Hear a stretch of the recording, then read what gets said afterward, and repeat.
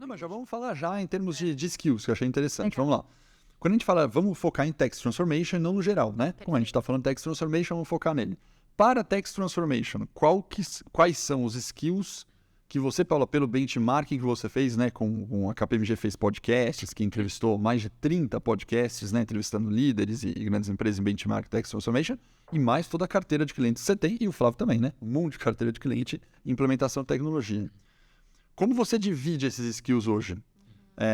Porque acho que a grande pergunta é, ele vai ter que ter o conhecimento técnico tributário? Óbvio, quando eu digo tributário vou dar um exemplo bem simplesão.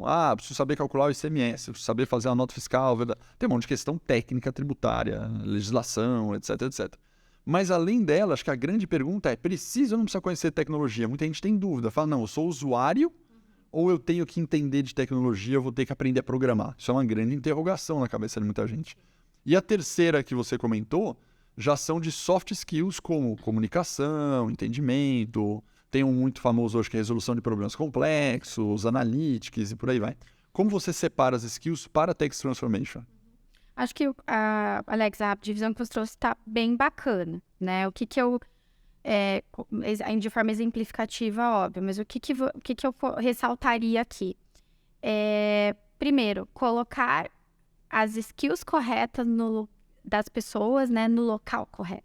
Acho que essa adequação, desse olhar que a liderança tem que ter de onde está o ponto, qual é o ponto forte, né, e aonde que eu tiro o maior proveito desse ponto forte. Por que eu estou falando isso? Porque nem sempre o líder de techs, né, tem esse olhar e essa formação sobre diferentes aspectos aí de liderança mesmo, para fazer esse ajuste. E muitas vezes ele está tentando, de repente, desenvolver um conhecimento técnico muito específico, a pessoa, de repente, poderia estar performando muito melhor em outro projeto ou em outro papel de atuação.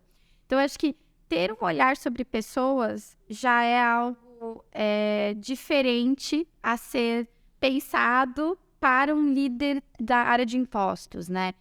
Outro aspecto é a preocupação em relação aos temas de transformação digital.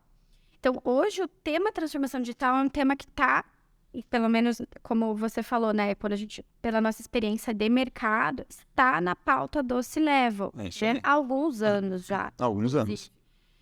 Como que o tech se posiciona nessa pauta? Né? Então, a gente vê muito o CFO se posicionando, olhando para finanças como um todo, o Tex muito conectado ali com a área de finanças, mas será que o Tex está influenciando, liderando pela influência esse tema? Né? Como que ele se posiciona, por exemplo, junto com o CEO ou com o CTO? Então, como que ele realmente coloca na mesa, né, como não só um stakeholder dentro desses projetos, né? Então, vamos falar aqui implementação de ERP, upgrade de ERP, implementação de solução fiscal, mas realmente um líder frente a esse tema. Então, a apropriação da linguagem, dos termos técnicos, que fazem com que o líder se torne fluente em transformation, é algo que a gente já vê acontecendo, mas ainda não é algo que todo o mercado faz, né? A gente vê ainda líderes pontuais já mais fluentes, outros buscando esse conhecimento e tentando correr, né, atrás dessa necessidade. Da necessidade de desenvolvimento. Pensando na necessidade. Então, em termos de liderança, acho que esses são dois aspectos importantes. Esse olhar das pessoas, em relação às pessoas e